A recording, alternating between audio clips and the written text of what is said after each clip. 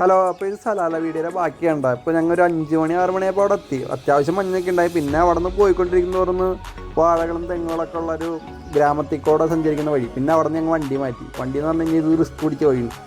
അവിടെ 4x4 എടുത്തിട്ട് ഞങ്ങൾ മുകളിൽ കയറി. മലയുടെ മുകളിൽ പകുതി വരെ പോയുള്ളൂ. പിന്നെ അവിടെ നിന്ന് ഫുള്ള് മുകളിൽ കയറണം. ഞങ്ങൾ നടന്നു. ഇത് ഫുള്ള് കാടാണ്ടാവും. കാട് മഴ പെയ്ത് തുടങ്ങി കഴിഞ്ഞാൽ ഫുള്ള് പച്ചപ്പാവെന്ന് പറയുന്നത്. അവിടെ അത്യാവശ്യം അകലേക്ക് മഞ്ഞ് കാണാം. ഈ വെള്ളത്തിൻ്റെ ഉറവിടം തപ്പിണ് ഞങ്ങൾ പോയിക്കൊണ്ടിരിക്കുന്നത്. ഈ വെള്ളം നല്ല തെളിനീര് വെള്ളമായിരുന്നു കേട്ടോ. അവിടുത്തെ കാണുമ്പോൾ നല്ല പ്യൂർ വാട്ടറാണ്.